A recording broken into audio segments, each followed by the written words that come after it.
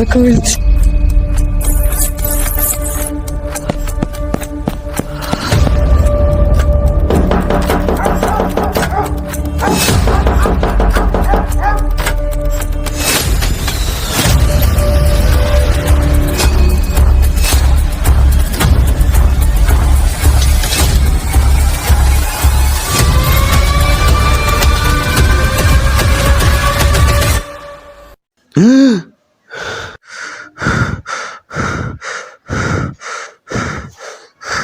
সোহেলের আর বুঝতে বাকি রইল না সে কেন এই স্বপ্নটি দেখেছে, কি হয়েছিল। চলুন দেখে আসি। অনন্যা মাত্র 8 বছর বয়সে তার বাবাকে হারায়। বাবার মৃত্যুর পর পুরো সংসারের ভারটা এসে পড়ে তার মায়ের উপর। সীমিত আয়ের মধ্যে তিনি অগাধ ভালোবাসা দিয়ে অনন্যাকে বড় করে তুলতে থাকেন। তিনি লোকের বাড়ি বাড়ি কাজ করে দিনরাত পরিশ্রম করে অনন্যাকে একটি ভালো স্কুলে ভর্তি করেছিল।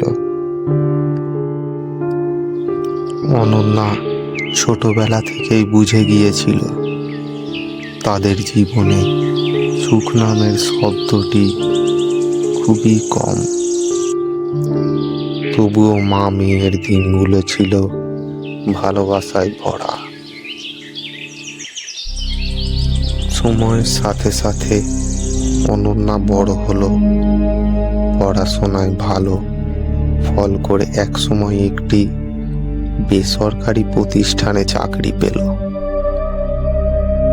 মাসিক বেতন খুব বেশি না হলেও অন্তত সংসারের চাকা ঘোরানোর মতো ছিল। কিন্তু জীবনে শান্তি কখনো চিরস্থায়ী হয় না। বছরের পর বছর কষ্টে থাকা অনন্যার মা ধীরে ধীরে শারীরিকভাবে অসুস্থ হয়ে পড়ে। সে এখন আর বিছানা থেকে উঠে বসতে পারে না, দিনরাত বিছানাতেই পড়ে থাকে।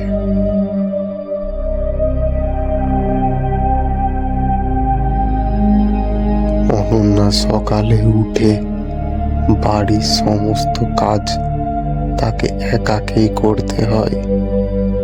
বাড়ির সমস্ত কাজ শেষ করে সে আবার অফিসের জন্য বেরিয়ে পড়ে।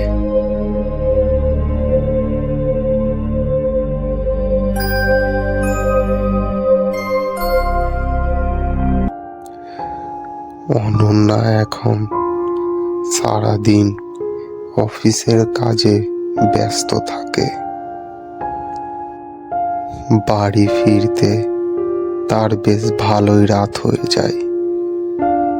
এত রাতে বাড়ি ফেরার পরে সে তার বৃদ্ধা অসুস্থ মায়ের সেবা ও যত্ন করতে থাকে।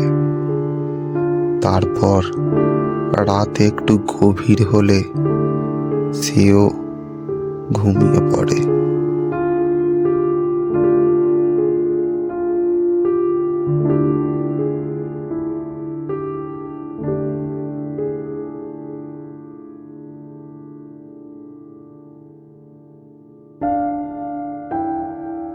সব কিছু ঠিকঠাকই চলছিল। একদিন হঠাৎ অফিসের বস অনন্যাকে এসে বলে, অনন্যা, এটা আমার খুবই গুরুত্বপূর্ণ একটি ফাইল। এটা আমি তোমার থেকে পরশু দিনে নেব, তবে ততক্ষণ পর্যন্ত এটাকে তুমি সাবধানে তোমার কাছে রাখবে। না, এই মেয়েটা যেই থেকে এসেছে দেখছি বস তো আর আমাকে পাত্তাই দিচ্ছে না। এরকম চলতে থাকলে তো মনে হয় 2 দিন পর থেকে আমার আর চাকরিটাই থাকবে না। না, এবারে কিছু একটা আমাকে করতেই হবে।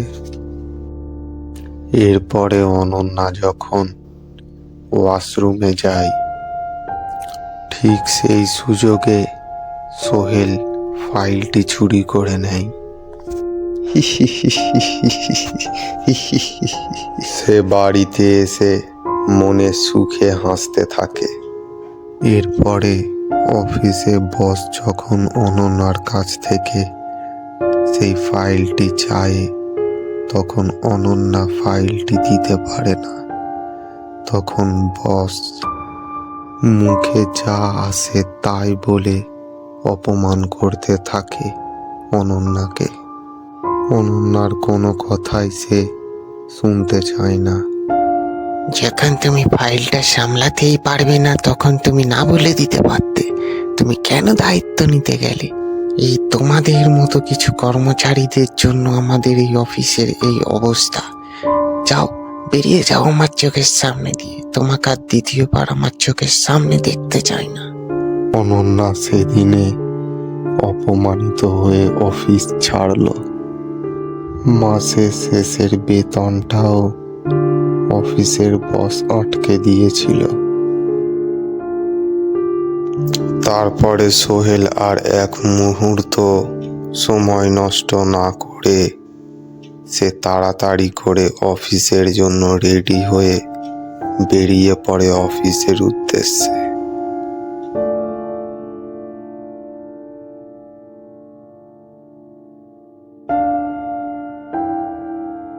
তারপরে সোহেল অফিসে এসে বসকে সমস্ত সত্য কথা খুলে বলে যে সে কিভাবে সেই ফাইলটি সেই দিন চুরি করে অনন্যাকে ফাঁসিয়েছিল।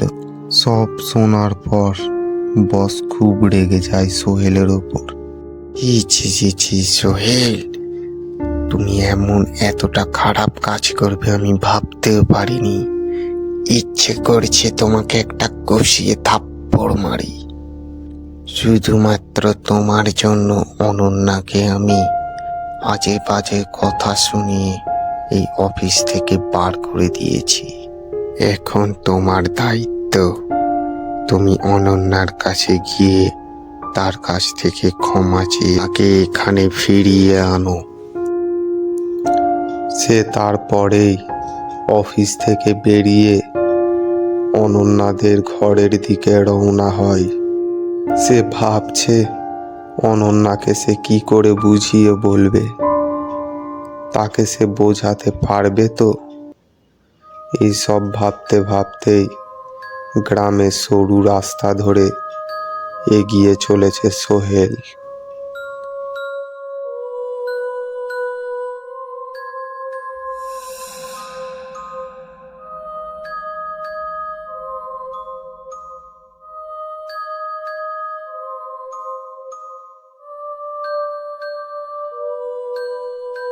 বলছি দাদা, একটু শুনুন না।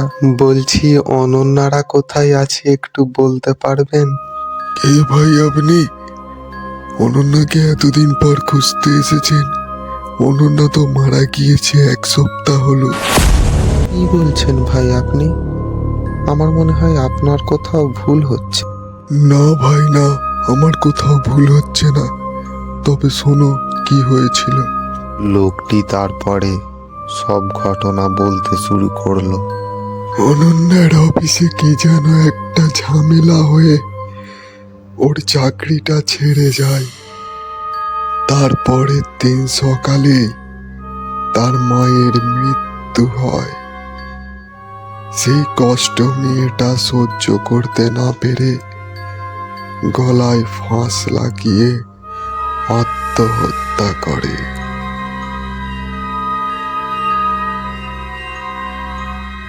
সব ঘটনা শোনার পরে সোহেলের মুখটা কষ্টে ফেটে যায়। সে ভাবতেও পারেনি যে তার একটা ছোট্ট ভুলের জন্য এত বড় একটা দুর্ঘটনা ঘটে যাবে। শুধু এক টুকরো প্রাণ, এক মেয়ের স্বপ্ন, তার সংগ্রাম, সব কিছু মাটির নিচে চাপা পড়ে গেল নিঃশব্দে। তবে কি মানুষ সত্যিই মারা যায়, নাকি মানুষের প্রতি মানুষের নিষ্ঠুরতায় মানুষকে মেরে ফেলে। শেষ হলো আমাদের মোমের পুতুল ইউটিউব চ্যানেলের গল্পের পরিবেশনাটি। ভিডিওটিতে অবশ্যই একটি লাইক করে দেবেন, আর গল্পটি কেমন হয়েছে অবশ্যই কমেন্টে জানাতে ভুলবেন না। সবাই চ্যানেলটিকে সাবস্ক্রাইব করে আমাদের পাশে থাকুন। ধন্যবাদ। দেখা হচ্ছে পরবর্তী ভিডিওতে।